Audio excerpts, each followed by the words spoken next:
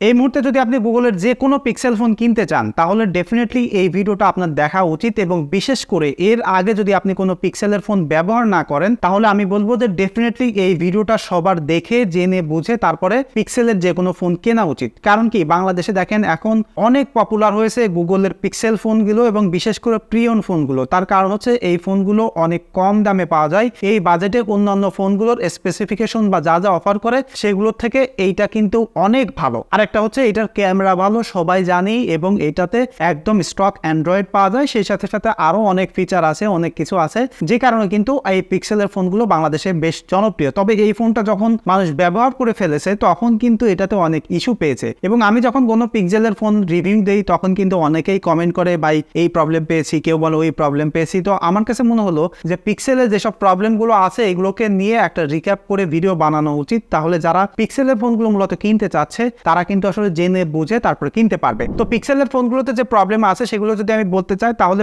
প্রথমে মেনশন করতে হবে এইটার নেটওয়ার্কিং এর ইস্যু নিয়ে। দেখেন এই যে নেটওয়ার্কের ইস্যুটা খুবই সিরিয়াস। কারণ কি এই নেটওয়ার্কের ইস্যু যদি থাকে আপনার ফোনে তাহলে এই ফোনটা ব্যবহার করতে গেলে আপনার খুবই প্যারা হবে। কোনোভাবে এই জিনিসটা আসলে মানিয়ে নিয়ে ফোন ব্যবহার করা যায় না। ইস্যুটা কি একটু ক্লিয়ারলি আপনাদেরকে বলি। দেখেন আপনি যদি গ্রামগঞ্জে ব্যবহার করেন তাহলে আরো বেশি ফেস করবেন। সেটা হচ্ছে দেখবেন যে নেটওয়ার্কের বার হঠাৎ করে জিরো হয়ে যাচ্ছে, আবার নেটওয়ার্ক ফুল হয়ে যাচ্ছে। কেউ আপনাকে কল দিলে আপনাকে রিচ করতে পারতেছে না। আবার আপনি কথা বলতেছেন, কথা বলতে বলতে দেখবেন যে কলটা স্টাক হয়ে গেছে, বা আপনি কাউকে কল দিচ্ছেন দেখবেন যে কল যাচ্ছে না, ইমার্জেন্সি লেখা দেখে কেটে যাচ্ছে, এবং কলে থাকা অবস্থায় কলটা ফ্রিজ হয়ে যাবে বা হঠাৎ করে কলটা কেটে যাবে। তো এই ইস্যুটা সবাই যে ফেস করে তা কিন্তু নাই। এই একই পিক্সেল 6 বা 6a অন্যজন ব্যবহার করতেছে, তারা প্রবলেম ফেস করতেছে না, আবার অনেকে ফেস করতেছে। আমি অনেকের সাথে কথা বলছি, তারা কেউ ফেস করেছে, আবার কেউ ফেস করেনি। ইভেন আমি পার্সোনালি পিক্সেল ফোন লাইক 8-10টা পিক্সেল ফোন ব্যবহার করেছি, তার মধ্যে 4টা ইউনিটে এই প্রবলেমটা পেয়েছি। তবে মেইনলি পিক্সেল 6 সিরিজের এই ফোনগুলোতে আমি বেশি প্রবলেম ফেস করেছি। তাছাড়া এই ফোনটার দ্বিতীয় যে প্রবলেম সেটা হলো এটার প্রসেসর এবং এটার পারফরমেন্স। দেখেন পিক্সেল 6 সিরিজ থেকে তারা কিন্তু টেনসর যে চিপসেট নিয়ে এসেছে, অর্থাৎ তারা নিজেরা এটা ডিজাইন করে এবং এটা ম্যানুফ্যাকচার করে স্যামসাং এর মাধ্যমে। তো এই প্রসেসরটা আসার পরে তাদের পারফরমেন্সে নানান ধরনের ইস্যুস দেখা দিয়েছে। যেমন মোস্টলি যে জিনিসটা সেটা হলো এটা ব্যাপক পরিমাণে হিটিং করে। এবং এই ফোনটা যদি আপনার কাছে থাকে এবং যারা ব্যবহার করেন তারা দেখবেন যে মোস্টলি পকেটে রেখেছে, তাও অনেক সময় অনেক ডিভাইসে হিট করতেছে এবং ক্যামেরা ওপেন করলে আগুন হয়ে যাচ্ছে, নর্মাল ইউটিউব ভিডিও টিডিও দেখলেও গরম হয়ে যাচ্ছে, এবং গেমিং করলে তো ভাই কোনো কথাই নাই। এবং গেমিং সেকশনে যদি আসি, দেখেন এখনকার যে টেনসর G4 চিপসেটটা এসেছে পিক্সেল 9-এ, সেখানেও ভাই আপনি স্মুথলি গেমিং করতে পারবেন না। গেমিং এর লং টাইম ধরে এক্সপিরিয়েন্স ভালো হয় না, সাথে আপনি হায়ার গ্রাফিক্স সেটিং এ গেমিং করতে পারবেন না। সো এইসব বাজেটে যেসব ফোনগুলো পাচ্ছেন তার থেকে দেখবেন যে অনেক কম দামে আপনি খুব ভালো হাই গ্রাফিক্স সেটিং এ স্মুথলি গেমিং করতে পারবেন, বিশেষ করে যদি স্ন্যাপড্রাগনের প্রসেসরটা হয়ে থাকে। তবে পিক্সেল ফোন যখন নতুন লঞ্চ হয় তারপরেই কিন্তু খুব দ্রুত দাম কমে যায়,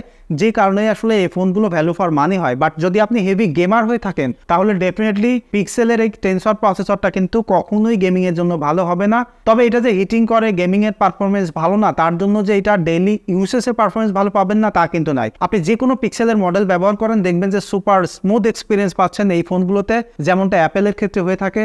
বাট শুধুমাত্র হিটিং এবং গেমিং এক্সপিরিয়েন্সটা এটাতে ব্যাপকভাবে ল্যাকিংস রয়েছে। তারপরে যে প্রবলেম সেটা হলো এটার ক্যামেরার ফটোগ্রাফিক স্টাইলে একটু প্রবলেম আছে। হ্যাঁ, এই সেকশনে অনেকের কাছে আপনার কমপ্লেন নাও থাকতে পারে, এবং মোস্টলি কিন্তু গুগলের ফোনগুলো ক্যামেরার জন্য পপুলার, বাট তাদের ফোনগুলোতে মেজর কিছু ইস্যুস রয়েছে।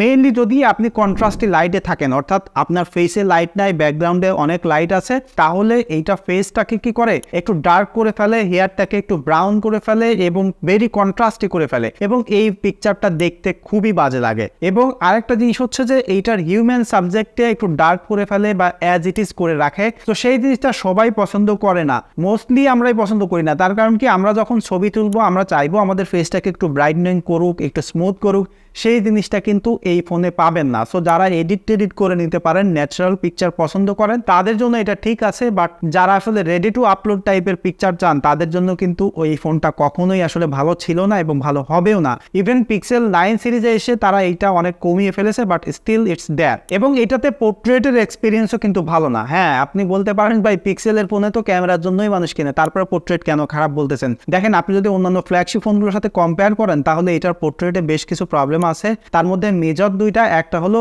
এরা কখনো টেলিফোটো লেন্স ব্যবহার করে আপনাকে পোর্ট্রেট তুলতে দিচ্ছে না, অর্থাৎ মেইন সেন্সরটা থাকে সেটাকেই ডিজিটালি জুম করে। সো ডিজিটালি জুম করলে কিন্তু ব্যাপক ডিটেইলের ঘাটতি থাকে। আর একটা হলো ব্যাকগ্রাউন্ড ব্লারটা, এরা যেটা করে কম্পিউটেশনাল ফটোগ্রাফির মাধ্যমে ব্যাকগ্রাউন্ডটাকে আর্টিফিশিয়ালি ব্লার করে, সেটা দেখতে ন্যাচারাল লাগে না। আপনি যদি অ্যাপেলের সাথে কম্পেয়ার করেন বা স্যামসাংয়ের সাথে কম্পেয়ার করেন তাহলে এটার এজ ডিটেকশন অতটা ভালো হয় না এবং ব্লারগুলো দেখতেও কিন্তু অত বেশি ন্যাচারাল লাগে না।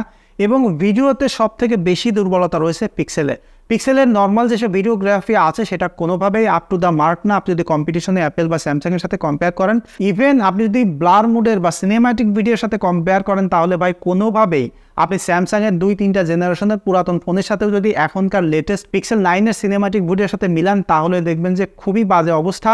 অর্থাৎ ভিডিওগ্রাফিতে কিন্তু এখনও পিক্সেল অনেক পিছিয়ে আছে এবং ডিসপ্লেতেও কিন্তু বেশ কিছু ইস্যুস রয়েছে। তার মধ্যে আপনি যদি পিক্সেল 8-এর আগের থেকে দেখেন, অর্থাৎ 7, 6 এই মডেলগুলোতে দেখবেন যে বেস ভেরিয়েন্টের ডিসপ্লে একদমই ভালো না, সাথে অনেক বেজেল চিহ্ন থাকে। সো এইগুলো আসলে মডেল ওয়াইজ ভ্যারি করে, এটা নিয়ে আসলে খুব বেশি প্রবলেম নয়, বাট একটু মেনশন করে রাখলাম। তাছাড়া আরেকটা জিনিস আছে, আপনি যদি পিক্সেল 5a বা পিক্সেল 4 এই মুহূর্তে কিনতে যান এইগুলো কেনা থেকে অ্যাভয়েড করবেন, কারণ কি এই ফোনগুলোতে মাদারবোর্ডের ডেড ইস্যু আছে। অর্থাৎ ফোন চালাচ্ছেন বা রেখে দিলেন, দেখবেন হঠাৎ করে ফোনটা ডেড হয়ে গিয়েছে। আমিও পার্সোনালি একটা মডেল এরকম ফেস করেছি, পিক্সেল 4 রিভিউ করার জন্য এনেছিলাম এবং ইউজ করতে করতে সেকেন্ড দিনে ওটা ডেড হয়ে গিয়েছিল। সো এই ব্যাপারগুলো মেনশন রাখা ছাড়া আপনি যদি পিক্সেল ফোন কিনতে চান তাহলে ডেফিনেটলি এটা ভালো হবে, কারণ এর অনেক ভালো দিক আছে। বাট আজকে শুধুমাত্র খারাপ দিকগুলো নিয়ে বললাম, কারণ কি ভালো দিকটা সবাই জানবেনই বা রিভিউতে সবাই বলে, বাট খারাপ দিকগুলো সবাই হয়তো মেনশন করে না, যে কারণে বলে রাখলাম। তাছাড়া আপনারা যারা পিক্সেল ফোন ব্যবহার করেন তারা অন্য কোনো ইস্যুস ফেস করেন কিনা বা এইসব ইস্যুসগুলো আমি যে বললাম এগুলোও আপনারা ফেস করেন কিনা বা আপনাদের কেমন লাগে সেটা ডেফিনেটলি কমেন্ট করে জানাতে পারেন। এ পর্যন্তই আজকে, দেখা হবে অন্য ভিডিওতে। ধন্যবাদ সবাইকে।